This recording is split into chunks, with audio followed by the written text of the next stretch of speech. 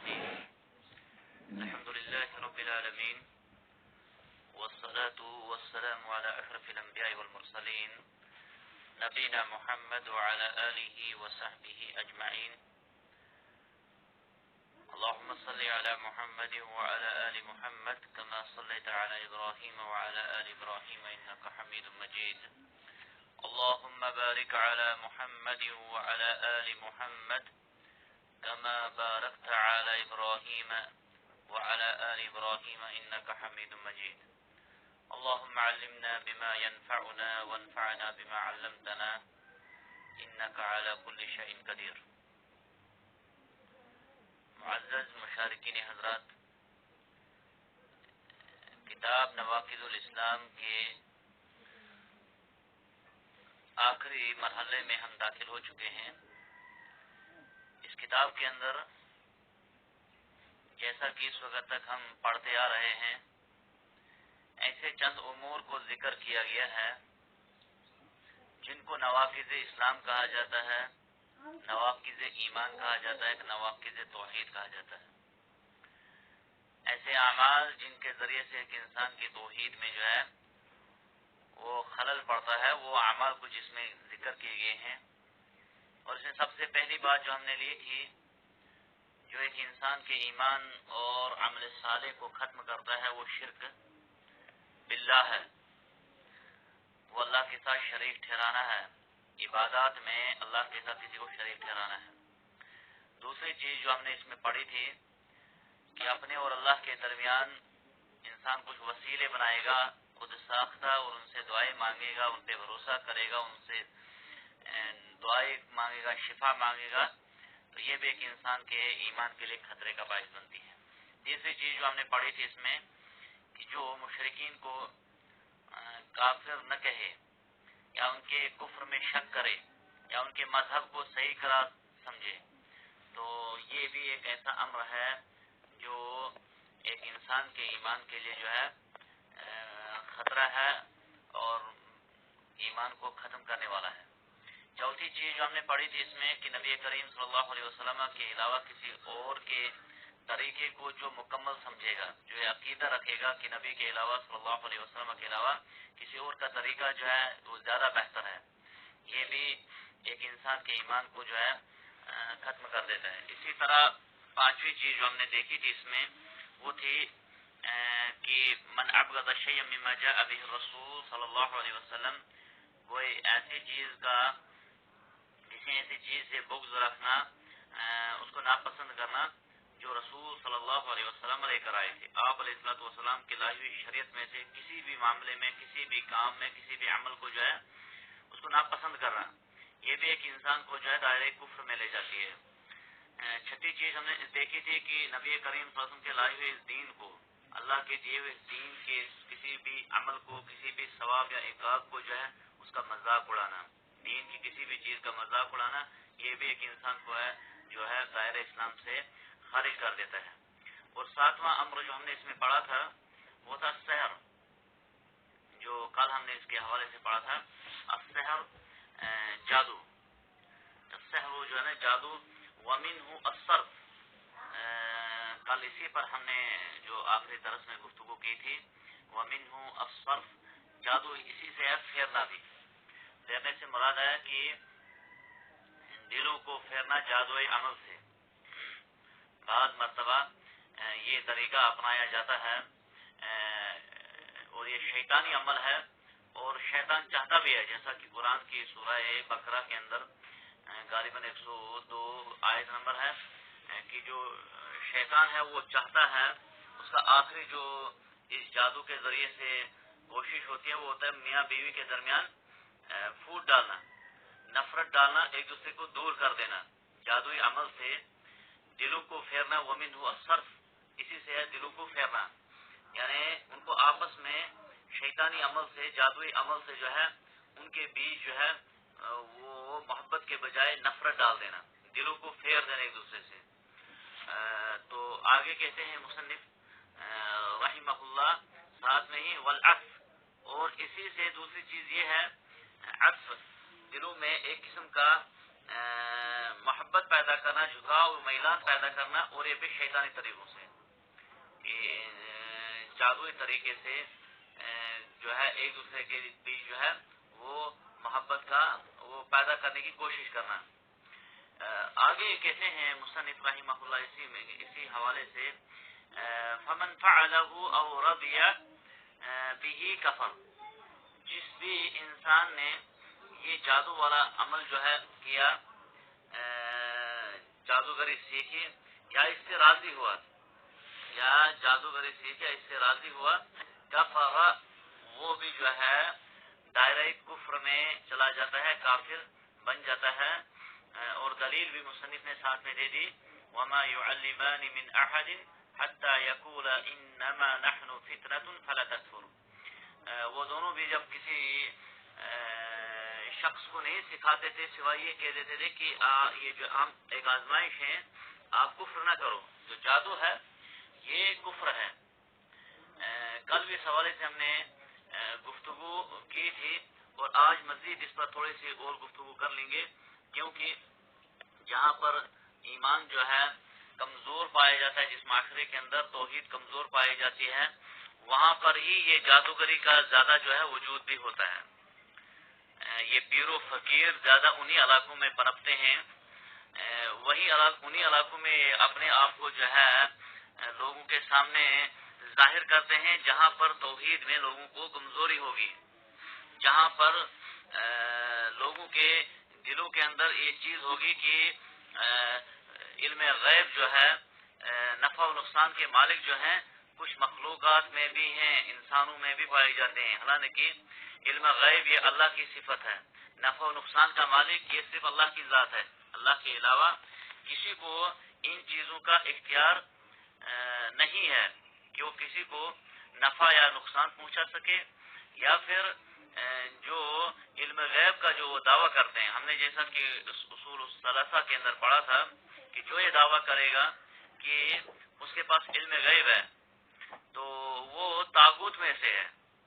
اور طاغوت جو ہے اس کا ہمیں انکار کرنا ہے۔ فَمَن يَكْفُرْ بِالطَّاغُوتِ وَيُؤْمِن بِاللَّهِ فَقَدِ اسْتَمْسَكَ بِالْعُرْوَةِ الْوُثْقَىٰ لَا انفصام لَهَا۔ طاغوت میں سے یہ ہے کہ انسان کوئی اس چیز کا اظہار کرے اس کے پاس علم غیب ہے، ہمیں اس کا انکار کرنے کے لیے کہا گیا ہے، اور ایمان حقیقی طور پر اسی کا قابل قبول ہے جس نے پہلے ان تمام تر معبودان باطلہ کو دل سے نکالا ہوگا۔ لا الہ الا اللہ کا معنی یہی ہے، التخلیہ قبل التحلیہ، پہلے دل کے اندر اپنے ان تمام تر مخلوقات کے ان کو اپنے دل سے باہر کر دینا، التخلیہ دل کو خالی کرنا ان چیزوں سے، شرک سے، تمام تر اعمال سے، قبل التحلیہ اس سے پہلے کہ اس میں توحید ڈالی جائے۔ اگر وہاں پر تعظیم غیر اللہ کی بھی ہے، اگر وہاں پر تعظیم معبودان باطلہ کی بھی ہے، اگر وہاں پر دل کے اندر یہ عقیدہ ساتھ میں ہے کہ نفع نقصان کا مالک مخلوقات میں بھی کوئی ہیں، علم غیب کی چابیاں کسی اور کے پاس میں، نعوذ باللہ، تو پھر وہ توحید کوئی فائدہ نہیں دیتی، وہ کلمہ توحید لا الہ الا اللہ فائدہ نہیں دیتی، کیونکہ تب فائدہ دے گی جب لا الہ میں جو نفی الجنس ہے، اس میں تمام معبودان باطلہ کوئی معبود برحق نہیں ہے، یہ سب معبود خود ساختہ ہیں، بنائے گئے ہیں، جو برحق ہے وہ ہے الا اللہ، اللہ کی ذات ہے، اس کی مرضی کے بغیر ایمان یہ ہو کہ پتا بھی حرکت نہیں کر سکتا ہے، پتا بھی ہل نہیں سکتا ہے جب تک اللہ تعالیٰ کی جو ہے وہ مرضی نہیں ہوگی۔ اسی حوالے سے اللہ کے نبی صلی اللہ علیہ وسلم نے، اور کل بھی میں نے اس چیز کو ذکر کیا تھا کہ حضرت عمر رضی اللہ تعالیٰ عنہ کہا کرتے تھے، اور بھی ایک دو ثابت ہے جو یہ جادوگری والا علم کرتے ہیں، وہ دعویٰ کرتے ہیں، ان کی گردن اڑائی جائے، ان کی گردن اڑا دی جائے، کیونکہ وہ ایسی چیز کا دعویٰ کرتے ہیں جو اللہ کے علاوہ کسی کے لیے زیبا نہیں دیتا، اور وہ لوگوں کے اندر ایمان اور عقیدے کے ڈاکو ہوتے ہیں، ایمان اور عقیدے میں خلل ڈالتے ہیں۔ اسی لیے رسول اللہ صلی اللہ علیہ وسلم نے فرمایا کہ ان کو بھی ان کے ساتھ کیسے پیش آیا جائے، ان کے ساتھ کیسے پیش آیا جائے. کیا جس طرح آج کا معاشرے میں ان کا مقام ہوتا ہے، جس طریقے سے ان کی تعظیم ہوتی ہے، کیا شریعت اسلامیہ ہمیں اس میں یہی رہنمائی کرتے ہیں؟ ہرگز نہیں. صحیح مسلم کے اندر آیا ہے، اللہ کے نبی صلی اللہ علیہ وسلم نے فرمایا من اتی عرافا فسأله عن شيء فصدقه لم تقبل فسأله عن شيء لم تقبل له صلاته 40 يوما، یا بعض الفاظ میں لم تقبل له صلاة 40 يوما. جو کوئی کسی ایسے آدمی کے پاس آیا جو اس چیز کا دعویٰ کرے، جو اپنے آپ کو، جیسا کہ آج کے ماحول اس کو پیر کہا جاتا ہے، وہ خبریں بتاتا ہے، وہ بڑی باتیں بتاتا ہے، اگر اس کے پاس کوئی آیا، اللہ کے نبی صلی اللہ علیہ وسلم کا فرمان ہے، اس کے پاس کوئی آیا، اس سے کسی چیز کے بارے میں پوچھا، اس سے کوئی سوال کیا، اللہ کے نبی صلی اللہ علیہ وسلم نے فرمایا 40 دن تک اس انسان کی عبادت قبول نہیں ہوتی، نمازیں اس کی قبول نہیں ہوتی، کیونکہ اس انسان کے پاس آنا، اس سے کسی قسم کا سوال کرنا، یہ اس کی تعظیم ہے. اور جادوگر جو اس کا دعویٰ کرتا ہے کہ میں وہ چیزیں بھی جانتا ہوں جو غیب کی ہیں، آپ کے گھر میں کیا ہوا، فلانے کے پاس کیسے ہوا، کیا ہوا، اس کے پاس حقیقت میں یہ شیطانی ایک جن ہوتا ہے جو اس کو تھوڑی سی خبر دے دیتا ہے، اور پھر ایک خبر کے ساتھ وہ 10 خبر جھوٹی ملا کر لوگوں کو بیوقوف بنانے کا جو ہے وہ دھندا چلاتا ہے، اور اسی کے ذریعے سے لوگوں کے دولت اور مال کا بھی وہ ان کا مال بھی ہڑپ کرتا ہے، اور ان کی دولتوں کا بھی جو ہے وہ اپنے کسی بھی طریقے سے کما رہا ہوتا ہے. اور آج کے ماحول میں، آج کے معاشرے میں جہاں پر دیکھا جائے، جن علاقوں کے اندر جہاں اسلام سے دوری ہے، جہاں پر توحید کی پہچان نہیں، انہی علاقوں میں زیادہ یہ کیوں پیدا ہوتے ہیں؟ آپ دیکھیے مکہ مدینہ میں آج بھی کوئی چلا جائے، عرب میں کوئی بھی آج چلا جائے، وہاں پر کوئی اس قسم کا پیر بابا پیدا نہیں ہوتا ہے. کیوں؟ وہاں کے بچے کے اندر توحید کوٹ کوٹ کے بھری ہوئی ہوتی ہے. جو توحید کے وہ پیکر ہیں، توحید ان کے ساتھ جو ہے بچپن سے ہی ان کے دل و دماغ کے اندر پیوست ہے، وہ اس چیز کا تصور ہی نہیں رکھ سکتے ہیں کہ کوئی ایسا بھی ہوگا جو یہ دعویٰ کرے گا کہ میں جی بڑی خبریں بتاتا ہوں، میں جی نفع و نقصان کا مالک ہوں، میں جی اولاد نعوذ باللہ دیتا ہوں، یا کوئی اور عمل. تو اللہ کے نبی صلی اللہ علیہ وسلم نے فرمایا کہ جو کسی ایسے آدمی کے پاس آیا جو یہ دعویٰ کرتا ہے کہ وہ اس کے پاس غیب کی خبریں ہیں، یا پھر وہ کسی بھی قسم کا جو ہے نفع و نقصان کا مالک ہے، تو سمجھ لیجئے اس کی جو ہے 40 دن تک عبادت یا نماز جو ہے وہ قبول نہیں ہوتی. اور ابو داؤد کے اندر آیا ہے دوسری حدیث کے اندر، نبی کریم صلی اللہ علیہ وسلم نے فرمایا، ابو ہریرہ راوی حدیث ہے، کہتے ہیں کہ اللہ کے رسول نے فرمایا من اتی کاہنا فصدقه بما يقول فقد كفر بما انزل على محمد صلی اللہ علیہ وسلم، یا دوسرے الفاظ میں آیا ہے بما انزل اللہ علی محمد صلی اللہ علیہ وسلم، کہ جو کوئی انسان کسی ایسے انسان کے پاس آیا جو کاہن ہوگا، جو یہ خبریں بتاتا ہوگا مستقبل کی خبریں، تو اس کے پاس کوئی اگر انسان آیا، اس نے اس سے سوال کیا، کسی بارے میں پوچھا، اور پھر اس نے جو جواب دیا اس پیر و فقیر نے اس کی تصدیق بھی کی. دیکھیے ایک ہے آنا، اس سے کسی چیز کے بارے میں پوچھنا، بس نہ ہی اس کی تصدیق کرنا نہ کچھ، خالی جو کسی ایسے آدمی کے پاس گیا، اس کے ساتھ اس سے سوال کیا، اس کی بات نہ سنی بلکہ اس کی نہ تصدیق کی، نبی صلی اللہ علیہ وسلم نے فرمایا اس کی 40 روز تک نماز قبول نہیں ہوتی. جو اس کے پاس آیا کسی پیر کے پاس، اس سے سوال بھی کیا، اس کے سامنے اپنی کوئی پریشانی پیش کی، پھر اس پیر نے اس کو وہاں سے کوئی جواب دیا، فصدقہ، بس اس سوال کرنے والے انسان نے اس کی تصدیق کی، اس کو سچا مانا، تو محمد کریم صلی اللہ علیہ وسلم نے فرمایا فقد کفر بما انزل اللہ علی محمد، تحقیق اس انسان نے جو ہے کفر کر دیا، انکار کر دیا جو محمد رسول اللہ صلی اللہ علیہ وسلم پر نازل ہوا تھا. یہ چھوٹا عمل نہیں ہے، ان کی تخلیق کرنا، ان جادوگروں کو جو ہے ان کو وہ مقام دینا جو اس وقت دیا جاتا ہے، خاص کر ہمارے ان علاقوں کے اندر، ہمارے معاشروں کے اندر بڑے دور سے اس کو بلایا جاتا ہے، پیر صاحب آئے، پیر کے نام سے. دیکھیے سامعین کرام، یہ بڑا ایک حساس موضوع ہے، اس کو ہمیں سمجھنے کی ضرورت ہے۔ جو اس وقت یہ توحید کے ان کو ڈاکو بھی کہا جائے تو